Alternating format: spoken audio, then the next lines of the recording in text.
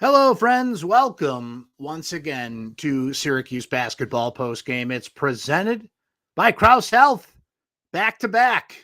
That's the status of Syracuse basketball's wins. And they are now, once again, at the 500 line. And they got there because they beat NC State tonight. Final score in Raleigh, where they now have a Wegmans, as Anish Shroff told us on the ESPN broadcast. 89-82 is your final. And boy, defense took the night off in this game. Not a huge surprise, given that Syracuse and NC State are the two worst scoring defenses in the ACC. NC State was down a couple of guys tonight as well. They only had 8 scholarship players available for this game, so wasn't exactly expecting a defensive juggernaut in this game. But man, Syracuse had the offense going. NC State, as we're going to go over the numbers here shortly, hit a bunch of threes, and it was just going to be who's got the ball last, who outlasts the other team. And frankly, a game that Syracuse wants to play. This was their type of game, just up and down the floor, who's got the ball at end of the game with the opportunity to score.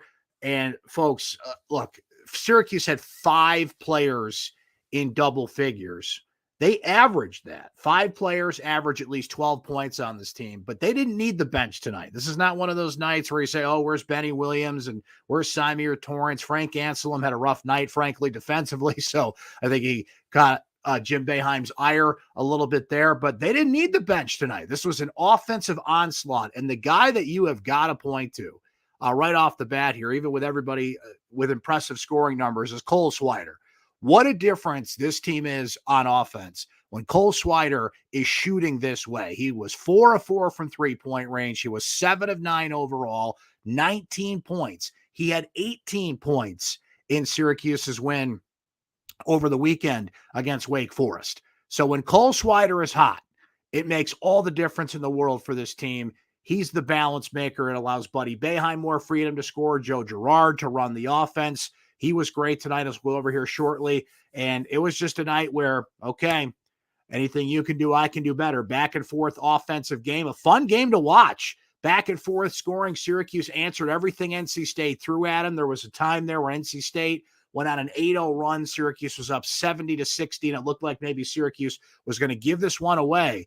But what you're seeing from Syracuse now, guys, is just enough defensive stops. They're not a good defensive team. I don't think they can be a good defensive team, but they're making just enough stops, which they weren't doing in some of these games earlier in the year when they would give them away. So what Syracuse has done now is won 2 in a row. What they have not done at all this season is win 3 in a row, but they'll have the opportunity to do that on Saturday. But as mentioned, let's look at some numbers here. We mentioned Swider's 19 points. How about Jesse Edwards, who has just, I think, rubber stamped his case to be the most improved player in the ACC. 19 points for Jesse tonight, 6 rebounds. Doesn't sound like a lot, but every one of those rebounds swiped a possession away from NC State. They all matter. Jesse, terrific in this game, 8 of 9. Shooting 3 block shots on the night. Jimmy Boeheim battling inside with 16 points on the night and 6 rebounds. Joe Girard with 18 points, 8 assists, and more importantly here, guys, just 1 turnover. So in the last 2 games, Joe Girard has had 1 turnover from the point guard position. That is huge. NC State's not a good defensive team. Wake Forest is, though, and Girard has been balancing out when he has to shoot the ball. A couple of bad shots tonight, as honestly Joe typically does, but Joe 3 of 6 from three-point range, 4 of 10 overall. Got exactly what you needed out of him. Buddy Boeheim with 17 points. 6 of 16 shooting, and there's one guy that didn't really shoot particularly well given his standards. It was Buddy tonight at 6 of 16, 3 of 8 from three-point range. It was a quality over quantity thing for Buddy. He had some key buckets in the second half to help pace Syracuse, added 5 rebounds in this game, did turn the ball over a few times and had 4 assists as well. And that's your scoring. You're starting 5. No points from the bench tonight, but again, they didn't need any points from the bench tonight. And some of the numbers, so let's look at the shooting numbers here. Syracuse 32 of 54, that's 59%. NC State was 29 of 67, that's 43% in the second half. Syracuse 17 of 23, that's 74%. NC State was 37% shooting in the second half. Syracuse 7 of 9 from 3-point range in the second half. And while NC State was busy hitting a lot of threes in this game, 16 threes in total, it's 41%, hitting 16 of 39. Syracuse was 11 of 19 from 3-point range. Again, it was quality over quantity here. They really took advantage and were efficient in the shots that they took. That is 58% from 3-point range. Be still my heart.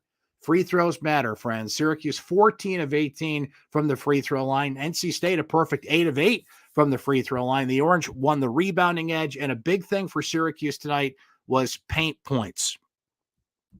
And they were, let's see it, the final numbers, 36 to 24 points in the paint for the Orange there. Syracuse assisted 16 of their buckets tonight. So it was all about offense tonight, folks. It was all about offense. It was a heck of a shooting night for this team. But let's circle back to something. And I'm going to start highlighting some of your great comments here. And appreciate you guys checking in. As always here, we're getting ready for another big snowstorm here in central New York. Hope things are good wherever you guys are watching tonight. As David notes here, Cole Swider, the last 2 games is why this team is winning, enough said. That's what is expected, yanking him out of the transfer portal. Hashtag more clutch, more wins. And David, I couldn't put it better myself.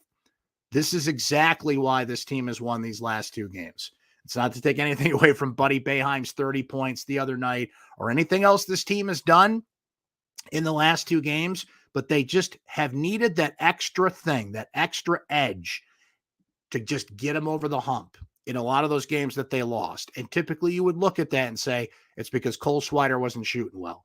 Swider is decisive. He's getting the ball off quickly. He's getting the ball off efficiently, and he's moving around. His spots are being picked at a very efficient rate. And he was very good from the outside tonight. In the Wake Forest game, wasn't afraid to take it in the paint, had a nice dunk in that game, right? So you're seeing, as we noted that highlight there in the comment, this is the Cole Swider that Syracuse wanted out of the transfer portal, right? A guy that maybe was just on the edge of being an impact player at Villanova. That's why the transfer portal was born.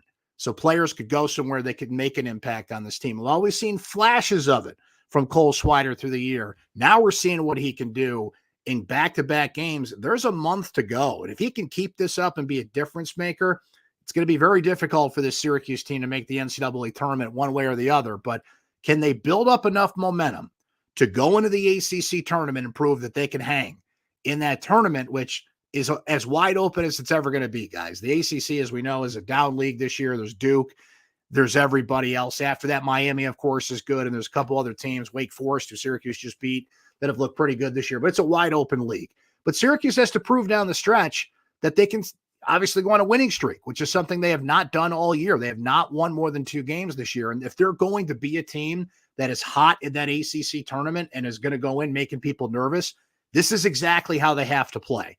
You've got to have all your starters scoring, hot, on the ball, Cole Swider playing well, making just enough defensive stops, right? That's a bad defensive team you played. But take advantage of bad defensive teams. That's exactly what Syracuse has failed to do at times this year. Now, they gave up a lot of threes, too. So you're just not going to have this efficient of a scoring night, game in and game out. But this is the identity of the Syracuse team at this point, guys. They're just not a good defensive team. But if you can make just enough stops in key spots, which Syracuse did tonight and did against Wake Forest, by the way, and they're getting better in that department, then they can outgun anybody that they play, maybe short of Duke. And by the time they play Duke again at the end of this month, maybe they'll be in a better frame of mind and playing better, balanced out than they were in that first matchup against Duke when they got slammed in that one, right? Brian saying, great game, but fortunate NC State without several bigs and a shot blocker out. Listen, that's a fair point. NC State, I mentioned it, they're down to 8 scholarship guys, didn't have Bates in there and a big shot blocker to contribute in the paint. We mentioned the pain points that Syracuse won, but as we said earlier, Brian, too, this is a Syracuse team that just hasn't taken advantage of those situations this year. They've been giving away some wins, and you look up at so many close opportunities that have just gone the other way. So you got to hop on that. If you face another team that is bleeding a little bit, then you got to step on the wound at this point and take advantage of what we can. That sounds really grim. That is a very grim reference there. But hey, Syracuse, by the way, did that. They didn't even need anybody else. All 5 starters putting up all the points tonight. And while it's great when Symir Torrance can give you that change of pace off the bench, everybody's favorite bench player, Benny Williams, I thought Frank Anselm played great in the Wake Forest game. Not so great tonight. Got into foul trouble, out of position defensively. Jesse, they had to balance things out there because he picked up a couple of fouls, but didn't need it. Now that's tonight. There's going to be games against better defenses and better teams upcoming for Syracuse. Obviously, they're going to need some contributions off the bench, but they just didn't need it tonight. As Sarah notes here, good job, Jesse, holding it down in the middle. David saying the same thing. Jesse is a great fundamental player, and as Lori notes, Jesse stayed in the game. That's right. Always key when Jesse can do that. Jesse making a difference, according to Mike, especially late in games. Look, he's got the most improved player in the ACC locked down. I don't want to hear about anybody else, okay? If you didn't read the piece on syracuse.com earlier this week, Donna DeTota, my friend and colleague, wrote an amazing piece about Jesse Edwards, guys, that you got to check out. You got to read that story if you haven't already. The details of Jesse's upbringing and his personality and his family. And one of the big things I took away from that, and, I'm sure most of you know this, but Jesse didn't play a lot of high school basketball. He was kind of a soccer player, transition. He had a huge growth spurt and kind of figured out like, hey, listen, I could probably be pretty good at this basketball thing. He is still such a project by normal basketball standards, guys that grow up playing the game, AAU ball, right? Highly recruited guys. Syracuse is so good at finding these diamonds in the rough, just these, and you search and seek out a specific player for the zone, right? These long guys that you can develop and hopefully make them great defensive players. This kid looks like he's been, playing basketball forever. He just started playing the game at a serious level like 5 years ago. And look what this kid's doing night in and night out. He's become such a difference maker and clearly the most improved player in the ACC. Just hand it to him now. Just hand it to him now. 100%. No doubt about it at this point. As Merritt says, Cole is waking up. Best chance to go on a row now and make us think that they're peaking at the right time of the season. And to peak at the right time of the season is big, as we mentioned, going into postseason play, because they got to make a run in the ACC tournament, and they're going to be playing in one of those early ACC tournament games. I don't know if they'll have to win 5 in a row or 4 in a row, if they're going to have a chance at March and March Madness. We'll see how that plays out over the next month here. A lot of home games, a lot of Saturday home games left. Louisville's up next for Syracuse. That's a team in a bit of disarray right now. I'm sure you guys saw the story of Chris Mack getting fired at Louisville, and that's a team you got to pounce on. That's not having its typical year. The crowds hopefully will be better going down the stretch. The crowd was amazing Saturday at the Wake Forest game, and of course Giannis was there. The students were back after a long break, and there was a few factors into that, but I think people are going to start kind of getting back into this thing a little bit, and if they can keep playing like this, I mean, they're fun to watch. That's the entertaining, high-scoring team that we've seen flashes of this year, and that's been what they've kind of leaned on, and they certainly leaned on that tonight.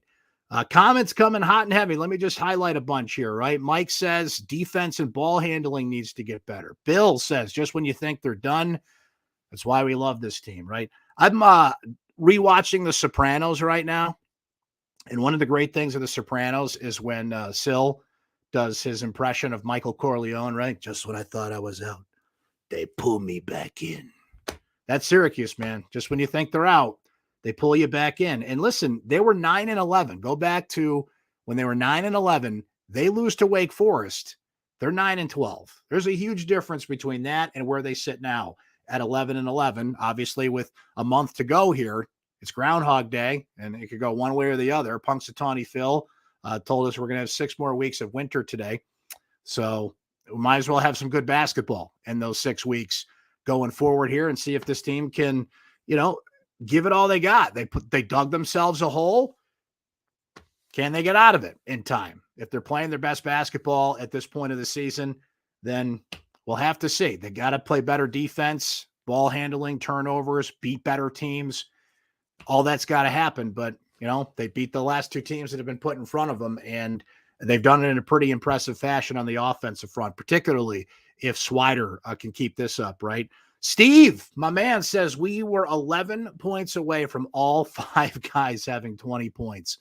That's how impressive they were on the offensive side tonight. Jeff brings up a good point. Impressive Joe's assist to turnover ratio. If my math is correct here, in Joe's last 2 games, he has, I want to say, 12 assists and 1 turnover. I could be off a little bit there, but he's been much better the last 2 games there, no doubt about it. And that times out well because Symir Torrance is slowly but surely working his way back from that knee injury. It's not serious. He's playing, obviously, but Gerard has really stepped up when needed. Didn't the first time around when Symir was out. Remember, Jim Boeheim was saying how disappointed he was with that performance, but certainly has the last 2 games here. David, speaking of which, does Torrance's respect from defenses on his ball handling. You can see the back off on the full court press, and that's the change of pace that he can give you certainly in the game there. Brian says that guards lick their chops seeing Joe bring the ball up. Maybe so, but I just brought it up a minute ago, Brian. 12-to-1 turnover to assist ratio in the last 2 games. Joe has done his job the last 2 games, but frankly, NC State's not the best defensive team in the world, so you got to see what better defensive teams are going to do there, and hopefully Symir gets back into the flow of things when Syracuse plays some of those better defensive teams coming up here, right? Let's see. John says, hey, Brent, what are your thoughts on an 18-13 finish? Would that be squeak into the tournament worthy in the first 4, or is it NIT for us? If they finish 18-13, I got to see what the wins are, John. It's all about quality wins, and Syracuse just doesn't have enough. They've got Wake Forest in the bank. It's all how the math works out in those quad 1 wins, who you beat. You need some impressive pop off the resume wins, and Syracuse just doesn't have enough of those right now. So in that scenario, I don't think they would be in, given how down the league is at this point. I think their only ticket in is to win the ACC tournament. I mean, they could surprise me here and go on a run here and never, ever doubt Syracuse, as we've learned in recent years. But that scenario right there, not going to get him in at this point. But I like where your head's at. I like that we're starting to think about that at this point here. Brian, I appreciate the nice comments there. My impression of Michael Corleone better than Seth's impression of Jim Boeheim. That would be Seth Greenberg, who did the game with our friend Anish Shroff from ESPN. I like Seth Greenberg. Talk to him on the radio a couple times a year. Interact with him on social media a little bit. I do enjoy his college basketball commentary. His Jim Boeheim impression, a little overrated. Got to say. A little overrated, Seth. Needs work, man. Got to sharpen those skills a little bit. It was hyped up. Didn't live up to the billing. So maybe next time we have him on, we'll ask him to, how like singers have to warm up sometimes before they go on stage. But like, hey, warm up a little bit. Get your Boeheim going, because not his best out there tonight. Appreciate that, Brian. Have a little fun with us at this point. And Brian says, because we're talking about some resumes there, right? So, whoops, wrong one. Brian says Georgetown winless in the Big East, and Syracuse lost to Georgetown. That's the trick. Syracuse lost to Georgetown. They lost to Colgate. Got a few bad losses that stick out more than the quality wins at this point. And there's not a ton of them left on the schedule. So, hey, that's why they play the games. We'll see if they can do it. But I really think this team's got to win the ACC tournament if we're even going to have this conversation at this point. But they are back to 500. They're 11-11. They get Louisville next at the Dome on Saturday. And remind me, I'll look it up while we're talking about it here. Had a lot of late night games as of late. But I'm drinking coffee at 10:45 at night. All of our West Coast viewers out there, I know you guys like these late starts, so you can watch this team at a reasonable hour for you, not watching Syracuse basketball at 4:00 in the afternoon. But I don't think my body really enjoys me drinking coffee this late. But 2:00 start. Hallelujah. Reasonable start on Saturday at the Dome. So 2:00 for that one. And then look, Syracuse has, while we're talking about schedule, so you got Louisville coming up. Louisville obviously in disarray right now. Boston College Tuesday the 8th. Boston College is terrible. at Virginia Tech Saturday, February 12th, then BC again. So you play BC 2 out of 3 games. Georgia Tech on the 21st. Remember, that's a rescheduled game that was supposed to be December 29th, but they rescheduled that for Monday, February 21st at Notre Dame, the Duke game at UNC Miami. So there's a few quality wins there at the end of the schedule for this team. Other than that, it's got to take care of business and don't slip on a banana peel, particularly to Boston College. You can't lose to that team once or you're cooked. And remember, Syracuse has a loss in the books to Pitt, who is not a very good team as well. So a lot of bad losses to overcome. But a good win tonight for Syracuse. An offensive show, everybody in double figures, everybody in the pool, and Syracuse improves to 11-11. As noted, they'll be back at it Saturday against Louisville. It's a 2 o'clock start. We'll be right here on all these same channels you're watching for postgame. But don't forget Orange Weekly tomorrow. Orange Weekly airs Thursday, or I should say streams Thursdays, right around 1 o'clock or so. We pop on not only the channels you're watching now, but the Orange Football channel. We'll talk about the schedule coming out this week and signing day, a lot of big football news to go over. Lacrosse season is approaching. We flip on our CNY lacrosse page for that as well. So hope you can hang for Orange Weekly as well. If you missed this show or Orange Weekly, though, you can always catch it on the replay on YouTube. We post it on our social media channels. You can find the YouTube clip embedded in my recap on syracuse.com as well. So Orange Weekly tomorrow at 1. Next post-game show Saturday about 4 o'clock after the Orange take on Louisville. Thanks for hanging tonight. Thanks for watching. Always appreciate your great comments as well, guys. Great stuff as Syracuse picks up a 89-82 win over NC State. Until next time, this has been Syracuse Basketball Postgame presented by Krause Health. Have a great rest of your week, everybody.